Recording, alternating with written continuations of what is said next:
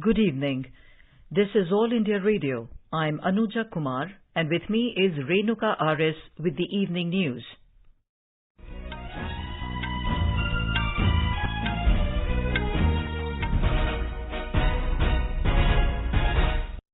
The headlines. Over 80% voting in West Bengal and more than 73% in Assam recorded in second phase of assembly elections.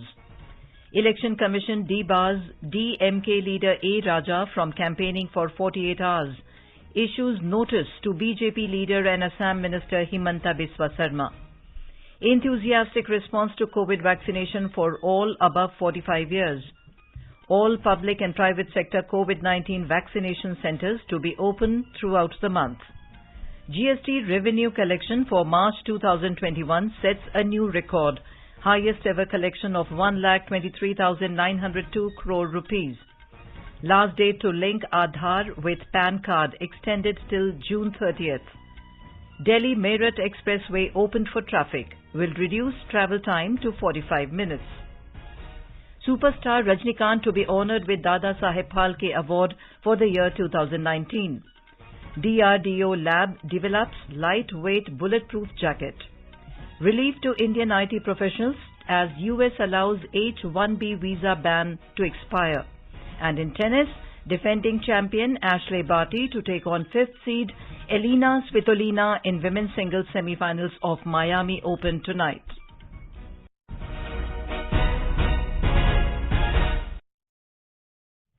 As the number of COVID cases is on the rise again, we appeal to our listeners not to lower the guard, follow all the precautions, and all those above 45 years to get vaccinated without any hesitation. Stay safe and protected by following these 3 simple steps. Wear a face mask, maintain 2 gaz ki doori for social distancing, focus on hand and face hygiene. And now the news in detail. In West Bengal and Assam, polling for the second phase of assembly elections was held today. Over 80% voter turnout has been reported from 30 assembly seats of West Bengal, which went to polls today. In Assam, over 73% voting has been registered in 39 assembly constituencies till 5 p.m., which went to polls in this phase. The Election Commission said the polling in the 2 states was conducted peacefully. Elaborate arrangements were made for COVID-safe, intimidation-free and inducement-free elections.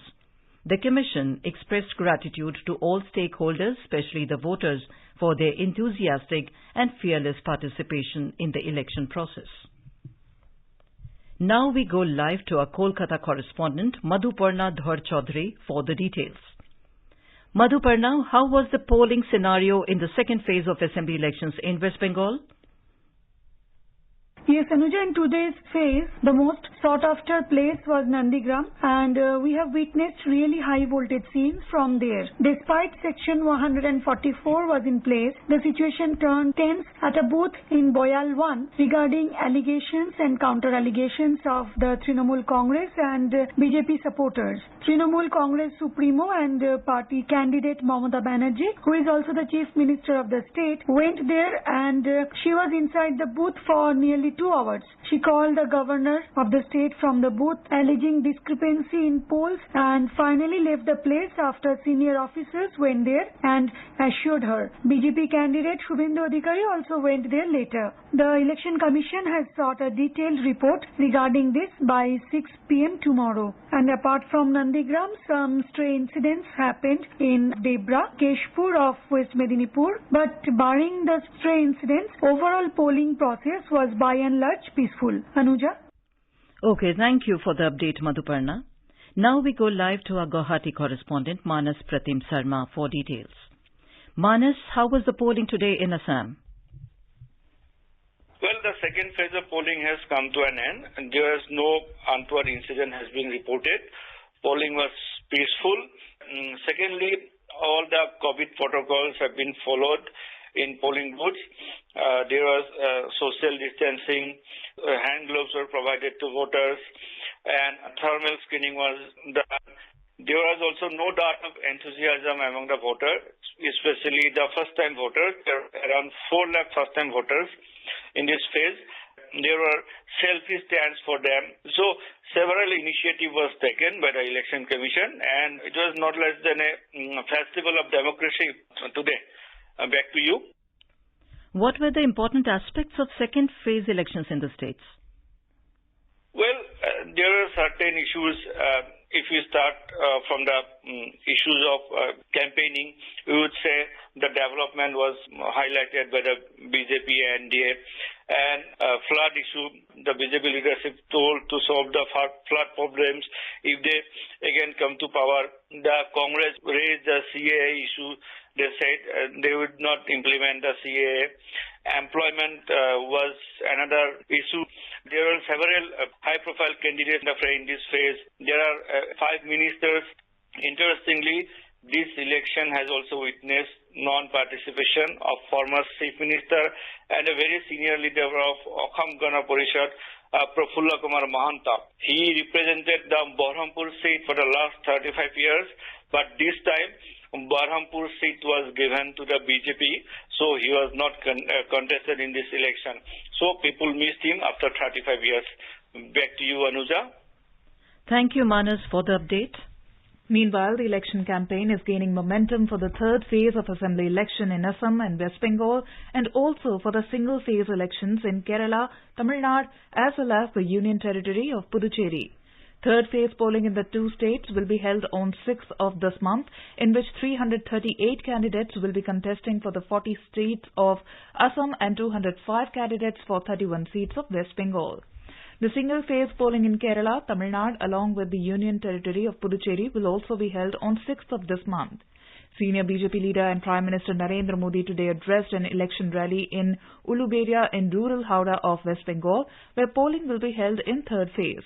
Mr. Modi alleged that TMC has no vision for development of West Bengal. Mr. Modi said that the TMC-led government has blocked the avenues of development in the state, and it is evident from their policies. He claimed if voted to power, his party will implement development vision for the next 25 years. In Tamil Nadu, star campaigners from all the parties are crisscrossing the state, garnering votes in support of their alliance partners. Senior BJP leader and Union Home Minister Amit Shah said that Prime Minister Narendra Modi talks about the welfare of people, whereas opposition is disrespecting the women. He alleged that opposition parties are interested only in promoting their own kith and kin, and they were not interested in the welfare of the state. CPM leader Balakrishnan said the law and order situation of the state is in a bad state. More from a Chennai correspondent. In Tamil Nadu, election flying squads have seized more than 400 crore rupees worth cash, gift articles and gold without proper documents. The district electoral officers are checking out the names of candidates and symbols as they are installed in the electronic voting machines. In the health front, COVID cases continue to rise above 2,800 today. The state health department has appealed to the people to inoculate for COVID even on holidays. With Murthy, Joy, AIR News, Chennai. In Kerala, election campaigns of all the major political fronts are progressing with a great enthusiasm and increased vigor. We have a report.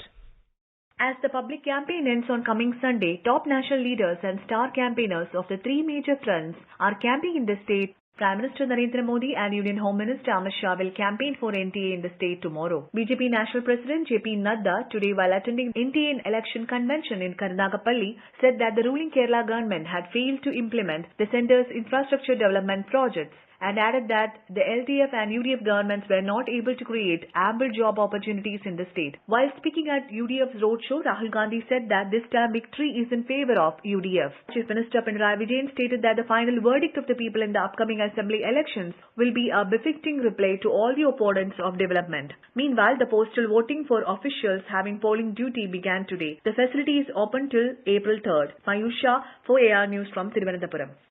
Union Home Minister Amit Shah arrived in Puducherry today to undertake electioneering for the BJP candidates for the April 6th assembly elections in the Union Territory. The Election Commission today debarred senior DMK leader A. Raja from campaigning for 48 hours in the ongoing elections over the violation of Model Code of Conduct, reprimanding him for his derogatory remarks against Tamil Nadu Chief Minister Edappadi K. Palanisamy and his mother. The Commission also delisted Mr. Raja from the list of star campaigners of the DMK. In its order, the poll panel observed that the content of the speech made by the DMK leader was not only derogatory but also obscene and lowered the dignity of women. Earlier, AIADMK had filed a complaint against Mr. Raja, following which the Commission had issued a notice to him. Meanwhile, the Madras High Court has mentioned to A. Raja that it cannot process his request against the barring by the Election Commission and give a stay. The bench headed by Chief Justice Sanjeev Banerjee asked him to file the petition today, which would be heard later. The Election Commission today issued a notice to senior BJP leader and Assam Minister Himanta Biswa Sarma for allegedly threatening a Bodoland People's Front leader. The poll body has asked Mr. Sarma to reply by tomorrow evening. The Congress on Tuesday had written to the Commission in this regard. The Election Commission has sought a report from its observers on the allegation of irregularities in the polling process in Nandigram Assembly area in West Bengal. The Commission has asked its Special General Observer Ajay Nayak and Special Police Observer Vivek Dubey to submit their report by tomorrow evening. Earlier, West Bengal Chief Minister had made allegations of irregularities, including barring TMC supporters to vote in the area. The Commission said the media has covered the incident of alleged gherao of the Chief Minister and crowding at a polling station in Nandigram today that resulted in disruption of the poll process. General Observer Hemen Das and Police Observer Ashutosh Roy were asked to go to the spot, and they had reported to the poll panel at 4 p.m. that polling at the booth was going on smoothly and the polling was not disrupted at any moment. They said around 3,000 people were there when they reached the polling station. Over 6,51,17,000 doses of COVID vaccine have been administered to the beneficiaries in the country so far. The Union Health Ministry said that more than 20,63,000 doses were given to the beneficiaries in the last 24 hours. A total number of 72,330 new cases have been reported in the country in the past 24 hours, taking the cumulative positive cases to over 1,22 lakh. Meanwhile, the country's COVID-19 recovery rate is 93.89%, with a total recovery of more than 40,000 patients in the last 24 hours. Enthusiastic response is being received to COVID-19 vaccination for everyone aged above 45 years, which began today. The cut-off date for the 45-plus year category is for those persons born before 1st of January 1977. The comorbidities clause has been removed to make the system simpler. A report from a correspondent. All persons of 45 years and above can register themselves in the CoWIN system for booking of appointment for vaccination. On-site registration of such persons also permissible. People can go to their nearest vaccination center after 3 p.m. for on-site registration with any identity document. If a beneficiary has taken an online appointment for vaccination on CoWIN, then there is no need to take any further appointment at private or public hospitals. If any hospital doesn't follow these guidelines of vaccination, then one must lodge a complaint at toll-free number 1075. The vaccination centers in the national capital are witnessing enthusiastic response on the first day as people aged 45 above are turning up voluntarily to get the vaccine shot. With Suparna, Anupam Mish, AR News, Delhi. In a significant step to exponentially expand the countrywide vaccination drive, the centre has decided to operationalize both public and private sector COVID vaccination centres on all days this month. The centre has written to all the states and UTs today and asked them to make necessary arrangements to provide COVID vaccination in these centres on all days of the month, including gazetted holidays. This step has been taken after detailed deliberations with the states and UTs yesterday to optimally utilize all COVID vaccination centres across the public and private sectors to ensure rapid increase in the pace and coverage of COVID vaccination. This decision is in line with the graded and proactive approach employed by the Government of India along with the states and UTs for COVID-19 vaccination. You are listening to the evening news on All India Radio. A reminder of the headlines before we move on. Over 80% voting in West Bengal and more than 73% in Assam recorded in second phase of assembly elections. Election Commission debars DMK leader A. Raja from campaigning for 48 hours, issues notice to BJP leader and Assam Minister Himanta Biswa Sarma. Enthusiastic response to COVID vaccination for all above 45 years. All public and private sector COVID-19 vaccination centers to be open throughout the month. GST revenue collection for March 2021 sets new record. Highest ever collection of 1,23,902 crore rupees. Last day to link Aadhaar with PAN card extended till June 30th. Delhi-Meerut Expressway opened for traffic will reduce travel time to 45 minutes. Superstar Rajinikanth to be honoured with Dada Saheb Phalke Award for the year 2019. DRDO lab develops lightweight bulletproof jacket. Relief to Indian IT professionals as US allows H-1B visa ban to expire. And in tennis, defending champion Ashley Barty to take on 5th seed Elina Svitolina in women's singles semi-finals of Miami Open tonight. For quick news updates round the clock, follow us on our Twitter at AIR News Alerts. चलो मिलकर एक शुरुआत करें, चलो एक फैसला आज करें, मास्क नहीं तो टोकेंगे, कोरोना को रोकेंगे, चलो एक इरादा करते हैं, चलो कुछ वादा करते हैं, मास्क नहीं तो टोकेंगे, कोरोना को रोकेंगे. Welcome back to the evening news on All India Radio.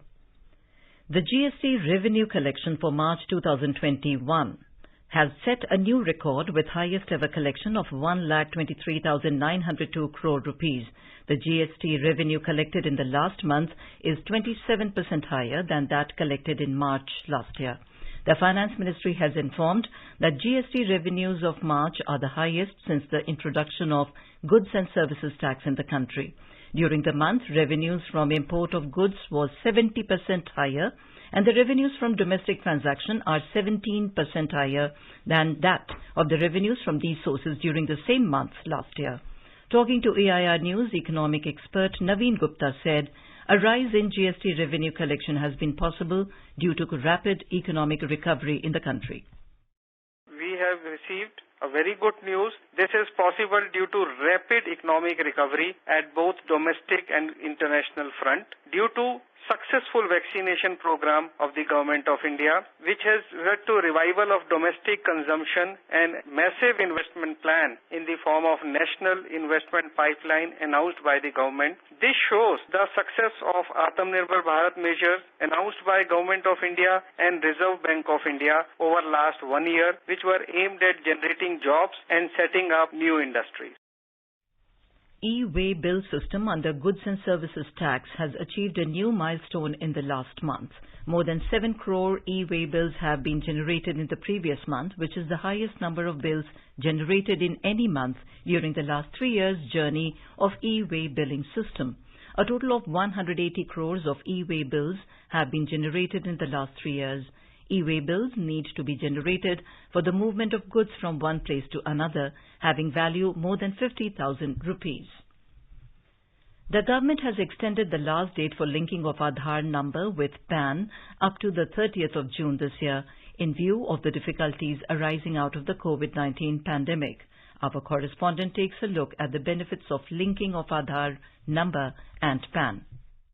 After Aadhaar is linked with PAN, people can authenticate their return filing through their Aadhaar card. The tax refunds will be quick if Aadhaar and PAN are mapped. The problem of individuals having multiple PAN cards will be resolved after the linking. It will help the government in tracking all the transactions incurred by an individual and also evasion of taxes. The step is expected to check the menace of black money in the economy. This linking is must for filing the return under the PAN card identification. With Aadhaar and PAN card linkage, people will be able to open their bank account electronically. With Anupam Mishra, Bhupendra Singh, AIR News, Delhi. The Finance Ministry has issued a formal order rescinding cut in interest rates on small savings schemes. The rates will continue to be at the levels as in March 2021 and there will be no change. Earlier, the government had withdrawn the order announcing cuts in interest rates of Public Provident Fund, Senior Citizen Savings, Sukanya Samriddhi Scheme and Kisan Vikas Patra. The Reserve Bank of India has extended the timeline by 6 months for banks and other financial institutions to migrate to the new framework for processing the recurring online transactions. The financial institutions will now have the time till 30th of September to implement the new framework. Under the new framework, additional factor of authentication has been brought in for recurring auto payments which have been pre-instructed by the consumers. Our correspondent has filed this report. To make digital payments in India safe and secure, the banking regulator has introduced an additional safeguard mechanism. The recurring transactions using debit cards, credit cards, UPIs or other prepaid payment instruments will require to be validated by the consumer with an OTP if the transaction value is above 5,000 rupees. Even if the recurring transaction is less than 5,000 rupees, the consumer will get an alert few days in advance as a reminder to the payment. This new mechanism, which was to be implemented from today, has been pushed further till 30th of September this year. The last date for linking PAN with Aadhaar has been extended till 30th June. The centre has also extended the Emergency Credit Line Guarantee Scheme aimed at providing financial assistance to the small and medium-scale industries by another 3 months till 30th of June. Additionally, one of the key policies of the government envisaging better remuneration and healthy environment for workers in the country, the labour codes have also been deferred in want of the rules from the state governments. Anand Chaturvedi, AIR News, Delhi. Digital transactions through UPI in the country crossed another milestone last month, recording a transaction value of 5,04,000 crore rupees. Transaction via the Unified Payment Interface UPI surged in March, partly driven by subscriptions for initial public offerings that opened during the month. Value of transactions via the platform, launched in April 2016, rose above the 5 lakh crore mark compared to 4,25,000 crore in February. The Central Board of Direct Taxes has notified income tax return forms for the assessment year 2021-22. In view of the ongoing crisis due to COVID pandemic and to facilitate the taxpayers, no significant change have been made to the ITR forms in comparison to the last year's forms. Finance Ministry said only the bare minimum changes have been made due to amendments in the Income Tax Act 1961. It said there is no change in the manner of filing of ITR forms as compared to last year. The government today launched the All India Survey of Migrant Workers and All India Quarterly Establishment-Based Employment Survey. The Labour and Employment Ministry said the objective of the All India Survey of Migrant Workers is to study the kind of employment-related migration undertaken by workers. The survey will provide the details of working and living conditions faced by migrant workers and impact of COVID-19 on their world of work. The Sensex and the Nifty today logged gains of more than 1%. The Sensex at Bombay Stock Exchange closed above 50,000 mark amid strong gains in the global equity markets. The Nifty at National Stock Exchange settled above 14,800 level, a report from the Business World.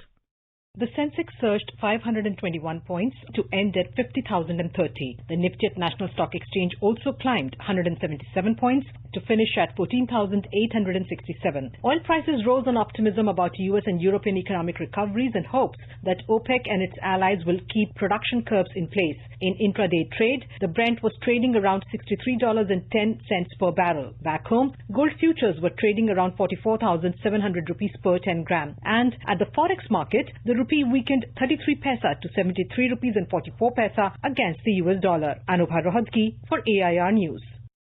The Delhi-Meerut Expressway has been opened for traffic from today. The long-awaited expressway will reduce the travel time between Meerut and Delhi to 45 minutes instead of over 2.5 hours taken currently. The 96-kilometer-long 14-lane expressway connecting the two cities has become operational from today. In a tweet, Minister for Road Transport and Highways Nitin Gadkari said that the government has fulfilled its promise of reducing travel time between Delhi to Meerut by completing the work of the expressway. The expressway will also reduce the travel time of commuters from Muzaffarnagar, Saharanpur, Haridwar and Dehradun to Delhi. Veteran actor superstar Rajnikant will be honoured with the prestigious Dada Saheb Phalke Award for the year 2019. Information and Broadcasting Minister Prakash Javadekar made this announcement today. इस साल का ये Dada Saheb Phalke award महान नायक रजनीकांत को घोषित करते हुए हमें बड़ी खुशी है। 50 साल से रजनीकांत फिल्म दुनिया के बेताब बादशाह है। सूरज के तरह उनका काम है। प्रतिभा, लगन, मेहनत से उन्होंने लोगों के दिलों में अपना स्थान कायम किया है। ये पुरस्कार वितरण 3 मई को होगा, जिस दिन राष्ट्रीय फिल्म पुरस्कार भी दिए जाते हैं। Prime Minister Narendra Modi has congratulated superstar Rajnikant for being conferred Dada Saheb Phalke Award. In a tweet, Mr. Modi said it is a matter of immense joy that Talaiva has been conferred with the award. Defence Minister Rajnath Singh has congratulated DRDO and DMSRDE Kanpur for developing a lightweight bulletproof jacket. In a tweet, Mr. Singh said, India needs more such innovative product design and development to realize the dream of Atmanirbhar Bharat. DMSRDE Kanpur, a DRDO laboratory, has developed a lightweight bulletproof jacket weighing 9 kg, meeting the qualitative requirements of the Indian Army. The front hard armour panel jacket was tested successfully at TBRL Chandigarh and met relevant BIS standards. The US ban on foreign workers' visa, especially H-1B, has expired. US President Joe Biden allowed the ban notification issued by his predecessor, Donald Trump, to expire as its validity lapsed yesterday. This is being considered a big relief for thousands of Indian IT professionals. Former US President Donald Trump had issued a proclamation in June last year suspending entry to the US of applicants for several temporary or non-migrant visa categories, including H-1B. The ban was extended to March 31, 2021. And now, news from the world of sports. In tennis, defending champion Ashley Barty will face Ukrainian 5th seed Elina Svitolina in the women's singles semi-finals of the Miami Open tonight as per Indian Standard Time. In the other semi-final, 8th seed Bianca Andreescu of Canada will take on Greek player Maria Sakkari tomorrow early morning. Sakkari defeated women's world number 2 and Australian Open champion Naomi Osaka 6-0, 6-4 in the quarterfinals, while Andreescu beat Spaniard Sara Sorribes Tormo 6-4, 3-6, 6-3 for a place in the last 4. In the other upset of the tournament, top seed Daniil Medvedev also crashed out of the Miami Open after losing to 7th seed Spaniard Roberto Bautista Agut 4-6, 2-6 in the men's singles quarterfinals. Bautista Agut will face Italian teenager Jannik Sinner in the semi-finals. Sinner overcame Alexander Bublik 7-6, 6-4 in the quarterfinals. Second seed Greek Stefanos Tsitsipas will meet Polish player Hubert Hurkacz in the other quarterfinal match tonight as per Indian Standard Time. In the remaining quarterfinal, fourth seed Russian Andrei Rublev will take on American Sebastian Korda tomorrow morning. In the men's doubles, American-British pair of Rajiv Ram and Joe Salisbury will face Croatian team of Nikola Naktic and Mate Pavic in the semi-finals tonight. In the other semi-final, fourth seed Croatian-Slovakian duo of Ivan Dodig and Filip Polasek will take on the British pair of Dan Evans and Neil Skupski tonight. This is Abhishek Mukhopadhyay from Sports Desk. Now let us take a look at the weather forecast for tomorrow. National capital Delhi is likely to have strong surface winds during daytime. Temperature will hover between 17 and 34 degrees Celsius. Mumbai will have mainly clear sky. Chennai is expected to have mainly clear sky. Srinagar will witness mainly clear sky becoming partly cloudy towards afternoon or evening. Jammu will have mainly clear sky. Leh will have partly cloudy sky. Gilgit will have mainly clear sky. The temperature will hover between 11 and 25 degrees Celsius. Muzaffarabad will have mainly clear sky becoming partly cloudy towards afternoon or evening. Temperature will hover between 11 and 29 degrees Celsius. And now, before we end the bulletin, the headlines once again. Over 80% voting in West Bengal and more than 73% in Assam recorded in second phase of assembly elections. Election Commission debars DMK leader A. Raja from campaigning for 48 hours. Issues notice to BJP leader and Assam Minister Himanta Biswa Sarma. Enthusiastic response to COVID vaccination for all above 45 years. All public and private sector COVID-19 vaccination centers to be open throughout the month. GST revenue collection for March 2021 sets a new record, highest ever collection of 1,23,902 crore rupees. Last day to link Aadhaar with PAN card extended till June the 30th. Delhi Meerut Expressway opened for traffic, will reduce travel time to 45 minutes. Superstar Rajnikant to be honoured with Dada Saheb Phalke Award for the year 2019. DRDO lab develops lightweight bulletproof jacket. Relief to Indian IT professionals as US allows H-1B visa ban to expire. And in tennis, defending champion Ashley Barty to take on 5th seed Elina Svitolina in women's singles semi-finals of Miami Open tonight. And with that, we end the evening news. Good night.